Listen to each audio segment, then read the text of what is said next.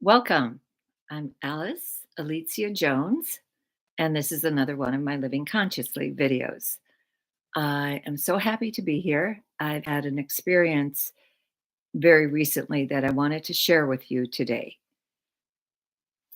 We hear constantly about the fact that we create our own reality, but I had a living example of it, living proof of how we create our own reality. And I wanted to pass that on to all those that joined me for on this video, whether it's today or in the future. Um, it doesn't matter. It's important that you really understand this message. I recently have had an experience where I live in a subdivision where 5 of us have been pretty stable, and, actually, that's in my immediate cul-de-sac, it's 3 of us that have been well, actually, no, it's 4, um, have been in the same house since the beginning. That's 39 years for us this August. And what the other houses turn over, sometimes less, sometimes more. And in one case, the house, even though my cul-de-sac is very wide, the house directly across the street from me has its fourth owner.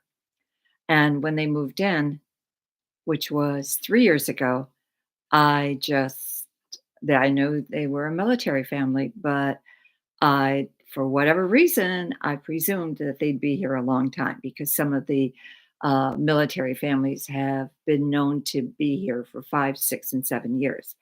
So, anyway, a moving truck came in, and uh, 2 small trucks came first and to take the personal effects.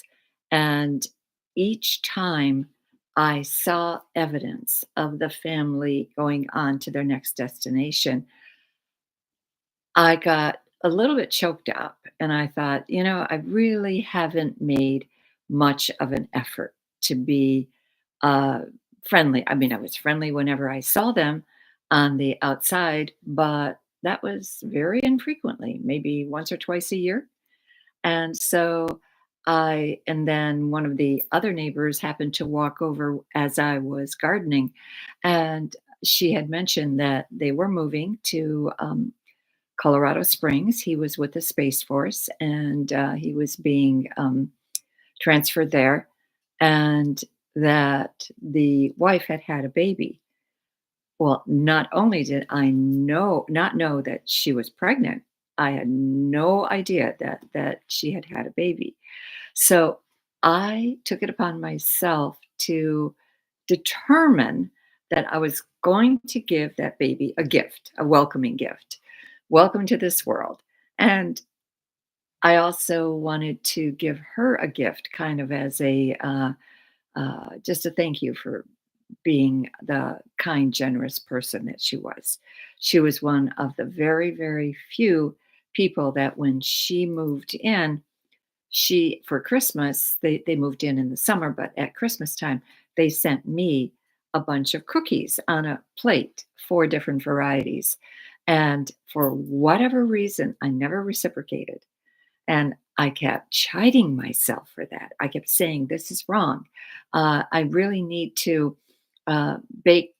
I have 2 specialty things that I bake, uh, banana bread and gingerbread.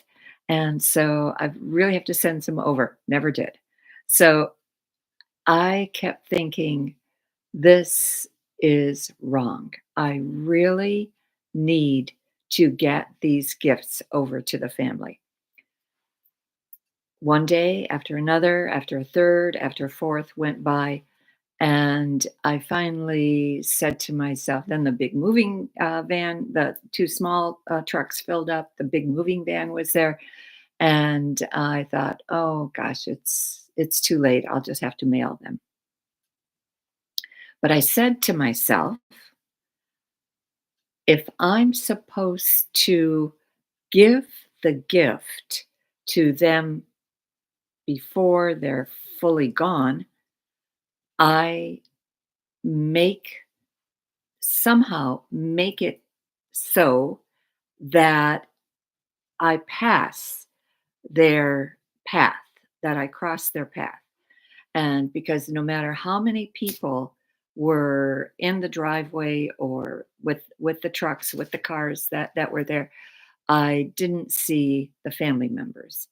So the a couple days ago, I was out pretty early, maybe 7ish in the morning, and picking up the paper. And then I see somebody walking from across the street. And again, because of my macular degeneration and I don't have my glasses on, I don't recognize him as my existing neighbor. And I just, say hi. And I said, "Are you moving in?" He goes, "No, I'm moving out." And so I apologize.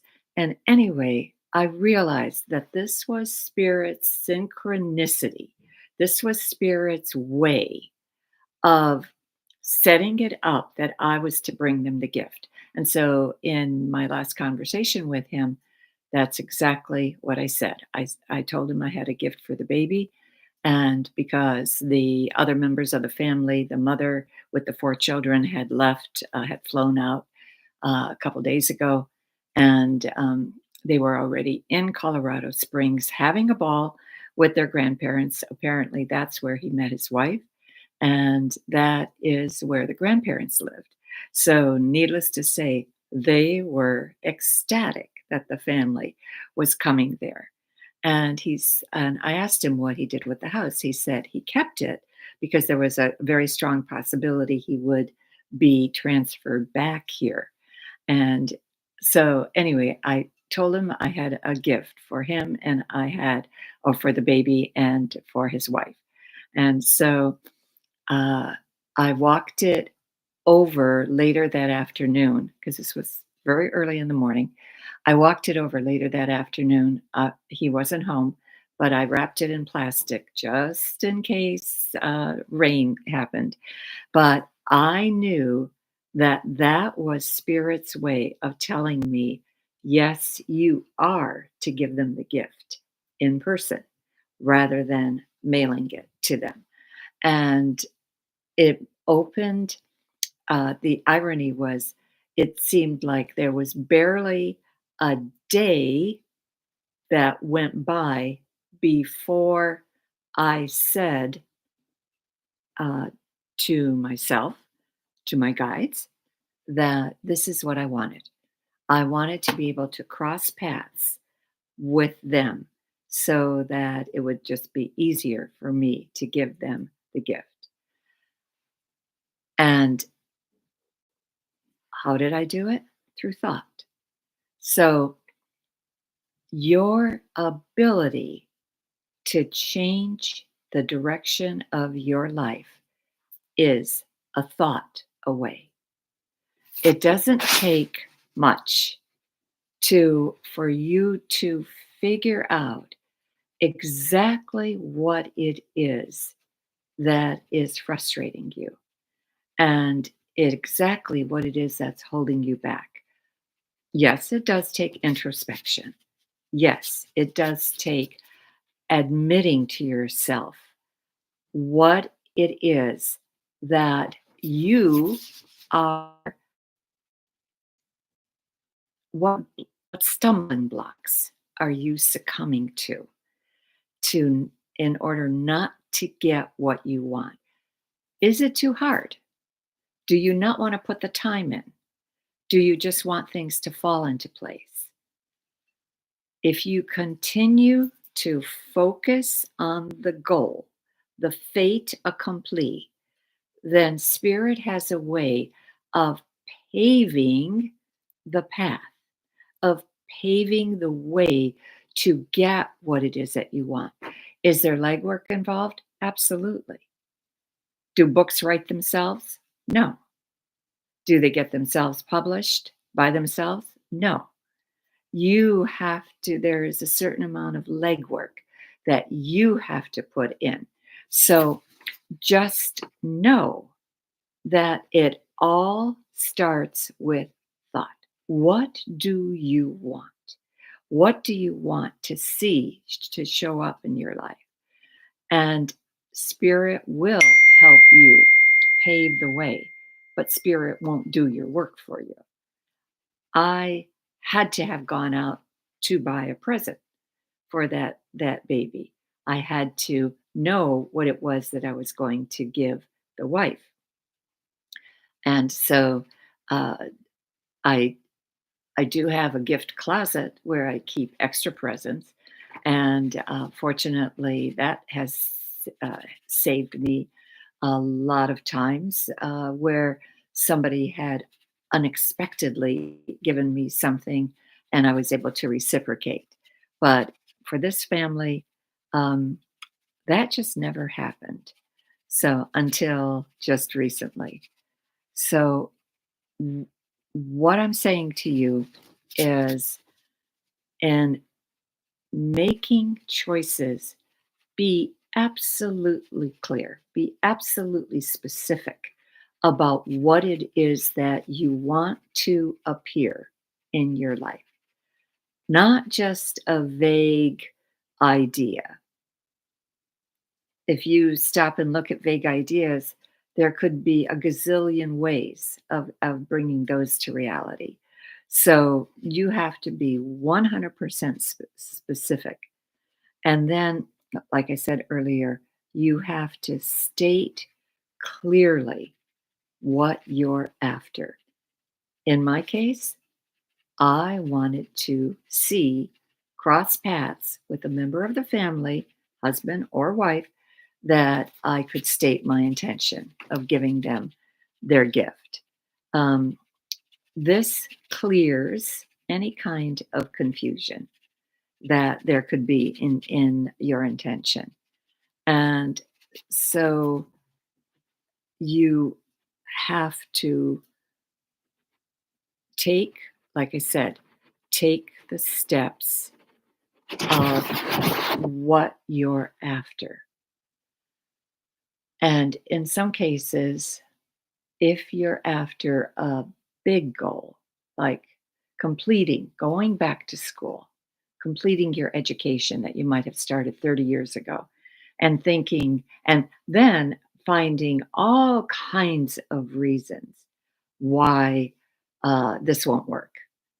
Your ego is not your best friend, and your ego may do things like say things like, um, who do you think you are?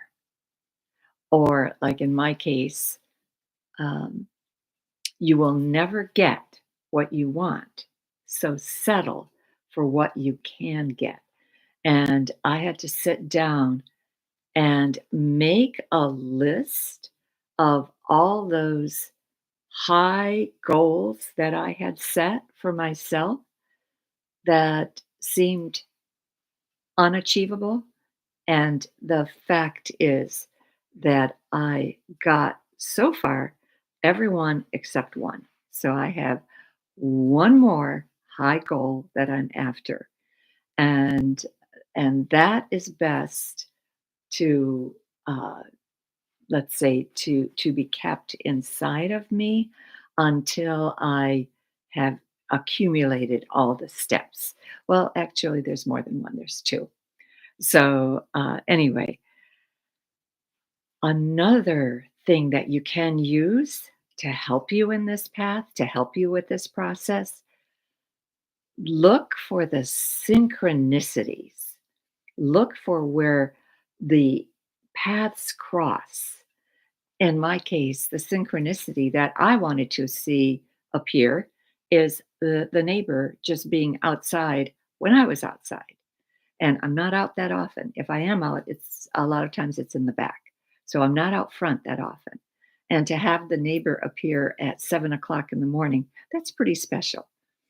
So write down your synchronicities and also use your dream journals. Record your dreams.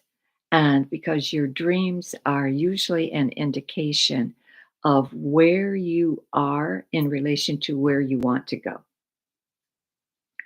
If there is frustration, if there is disconnect, if there is all this a type of never meeting up with the people you're supposed to meet up with, that tells you something. So by writing it down and seeing how many times, in my case, the same dream keeps reappearing over and over and over, different type of planes, but it's there's never a complete connection to what it is that I'm after. It just isn't there. So I know that the two goals that I have in mind are still out there for me to achieve.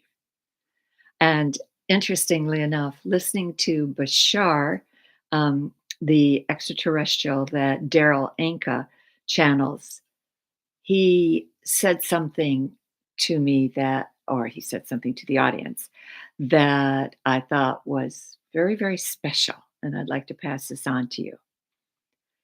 He said, at any given time and at any given moment, all the choices that you can make are there. You can pluck from an endless variety of outcomes, of choices that you can pick from. Pick the one that makes you feel the best. So, at any given moment, as you are going through your day, recognize when you're taking yourself into a slump. Recognize when you're, taking yourself down, because it's in that recognition that you will change your mind, because you will realize, hey, this isn't getting me where vibrationally where I want to be, because it's making me feel heavy, it's making me feel dense, it's making me feel awkward, uh, backward, whatever is the uh, the the feeling that shows up in you. And when you do recognize it, you change it. If you don't recognize how you're feeling, you can't change it.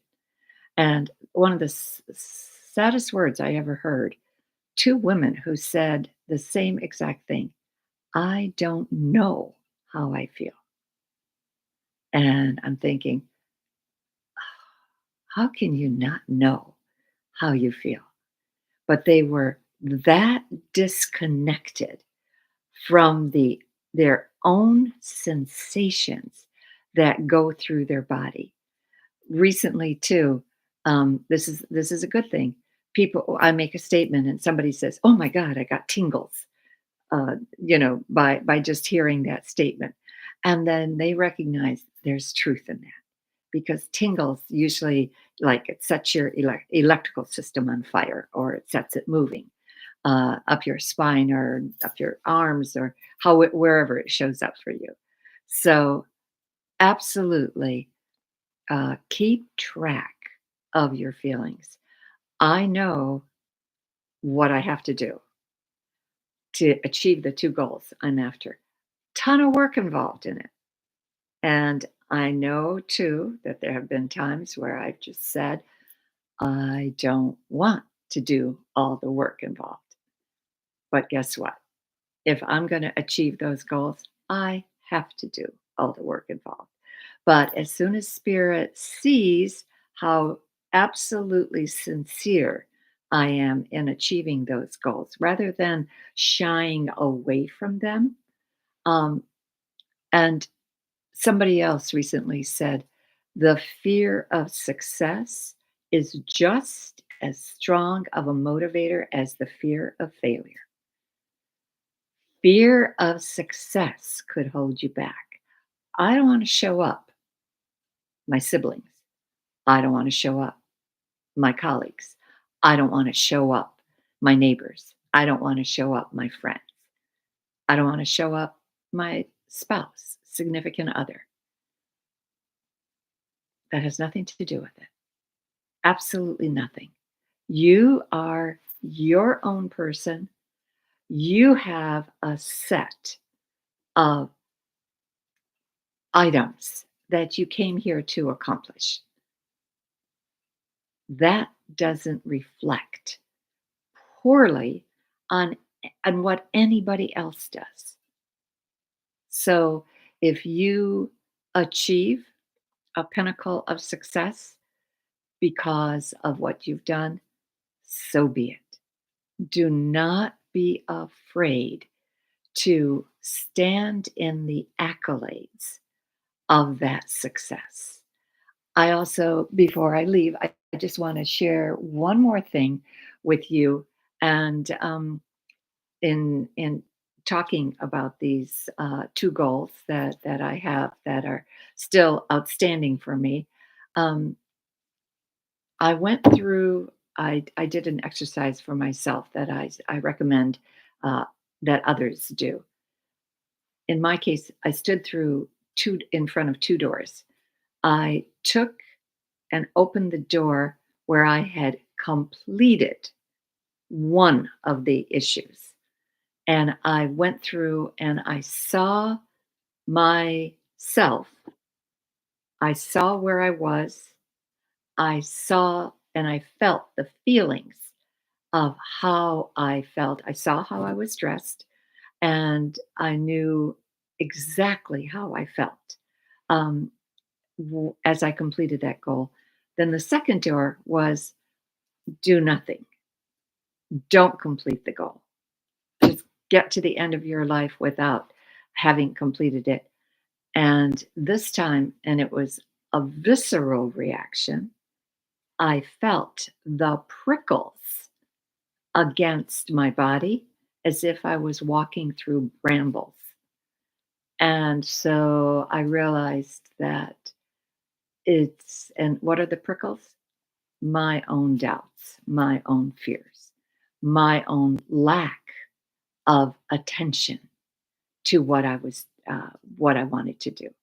So I'm passing that on to you because you really have to get in touch with your body. You have to get in touch with your goals, with what it is that you're after, and just be okay. And remember that what you want to accomplish is for you alone. It does not reflect on anybody else, neither poorly nor mightily. So it's just a reflection of what it is that you want and what you're after. So I leave you with the encouragement to bring own your power into your life, the power of positive thinking for the 21st century, filled with stories. Every single meditation is a story. Uh, a lot of them are stories that are related to my life because that's how I teach. I teach from my personal experience, and I am very grateful for being a part of your life, for having this opportunity to share yet another uh, thing, and will want to just leave you with one further thought, and that's if you need additional information from me personally, go to my website, Alicia, ALICJA, Jones.com, and you will get, it'll pull up my website, and then you can see what I have to offer. Uh, I do feel that you are able and you are completely capable of achieving every single thing that you want in your life, provided you connect with the divine first, the divine presence. Before you do anything in the morning, make sure you're already connected to your divine self. And I certainly wish you the greatest of weeks. We're having a little bit of a cool down, so it's in the low 80s. So we're grateful for that because the other day I think the temperature reached 103 or 104, and it felt very much like an oven out there. So, for wherever you are, I bless you. I thank you. And I'm very, very happy to be here. My book costs $20. It's a hardcover, and shipping and handling is free. Thank you. And I will see you next week.